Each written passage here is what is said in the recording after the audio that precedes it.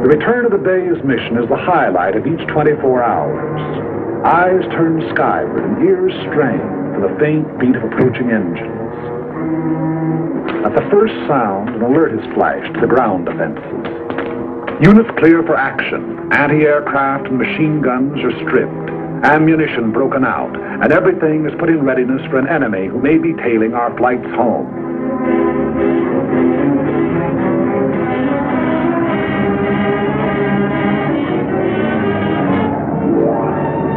Six bombers went out, and 6 are coming back.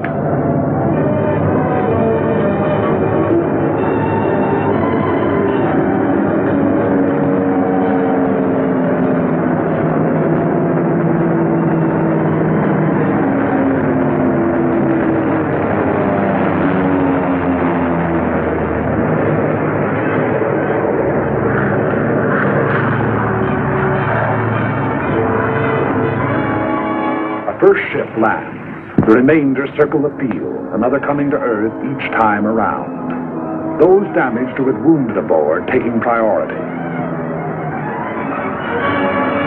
It's a revelation how much punishment one of these big bombers can take and still navigate.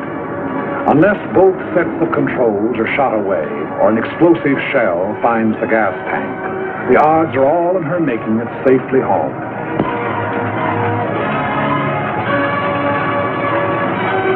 Anyone who's been over will tell you that the most wonderful ride in the world is the ride back from Kiska. No matter if 2 engines have conked out and daylight is pouring through the wings, there's just something about the scenery on the way home.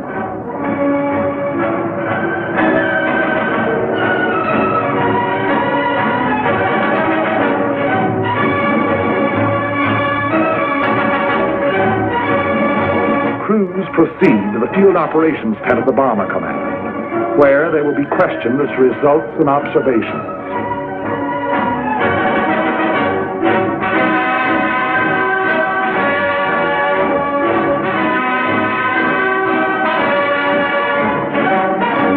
Their jigsaw reports taken singly are compared and cross-checked until a complete and accurate record of the operation has been assembled.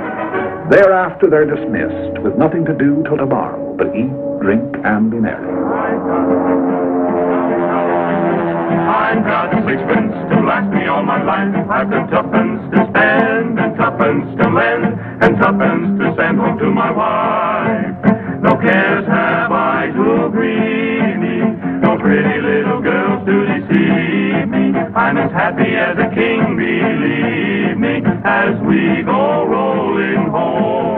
Rolling home, rolling home, rolling home, rolling home, by the light of the silvery moon. Happy is the day when the airman gets to pay, as we go rolling home. But Adak's tomorrow begins today with a directive from Adak Island.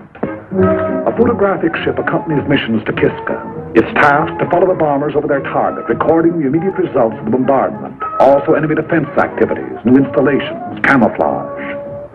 These photographs are studied by specialist interpreters and submitted with comments to the General and his staff officers, Colonel William Prince and Colonel C.M. McCorkle.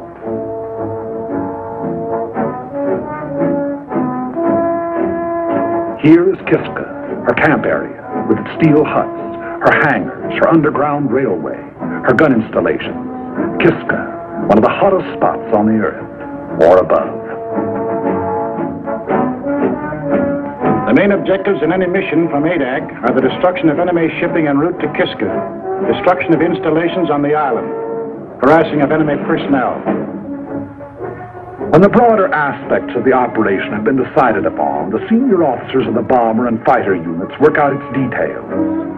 Among considerations in planning a mission are the type of aircraft to be employed, the weight and type of bomb, the time, altitude, and direction of the attack. All of these are interrelated, a change of one influencing all the others. The overall determining factor is weather. For this reason, the Navy meteorologist plots his charts up to the very time of takeoff. A change of weather at the last moment may mean a complete revision of tomorrow's plans. Tomorrow is Sunday.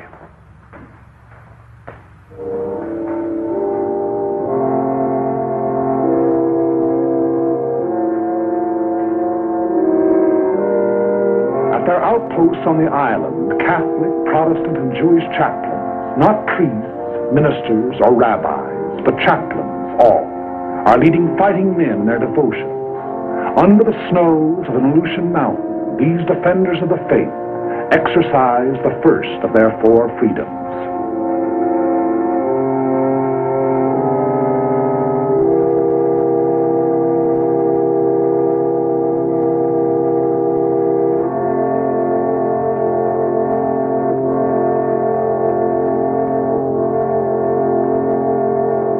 But so far as the business of war is concerned, Sunday on Adak is like any other day. There's a mission going out at 13 o'clock. Bombs must be brought down to the field from their camouflage dumps.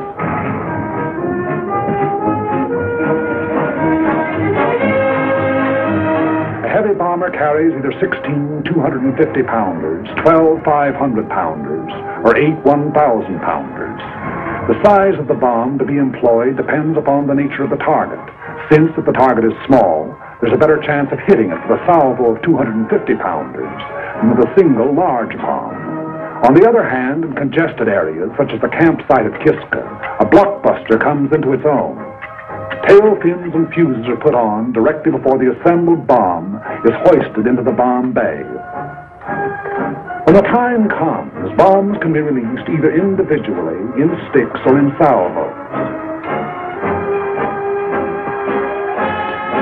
Belts of ammunition are brought to machine guns and fitted into receivers ready for firing. The rounds are put onto the belts in successions of 3, red-tipped tracers, yellow incendiaries, and black regulations. Each moving part of each gun has been tended with watchmaker's care, and every belt of ammunition is cleaned, oiled, and checked before the takeoff.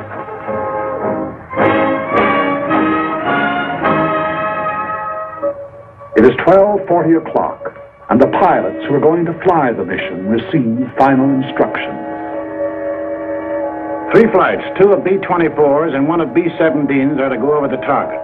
The first flight at 1,100 feet to drop 500-pounders on anti-aircraft installations at North Head. Then to proceed along the coastline, strapping to the western limits of the camp area. The second flight at 7,500 feet to drop 1,000-pound bombs on the camp area. The third flight at 4,500 feet to destroy hangars with 500-pound bombs. Second and third flights to follow at intervals of 45 seconds. 3 fighters to precede each bomber flight at 600 feet, and 3 fighters to afford overhead protection from enemy aircraft.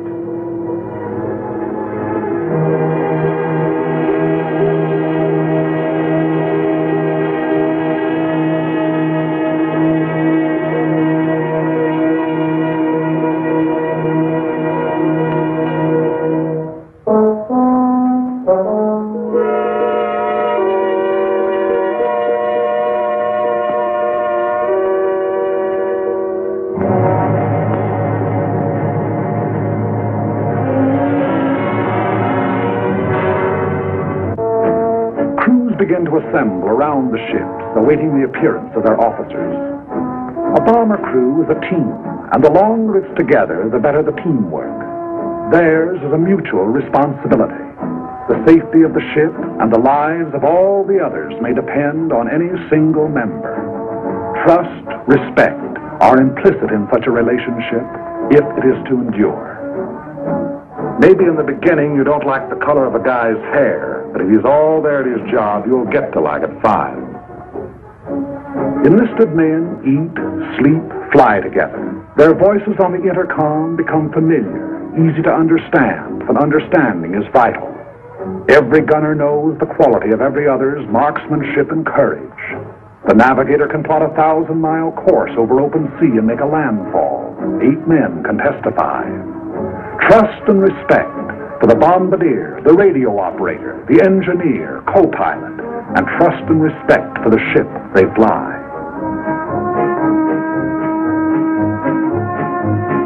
A monument ought to be put up to that pre-war fraternity of high school speed maniacs, for out of their ranks, our fighter pilots are largely drawn.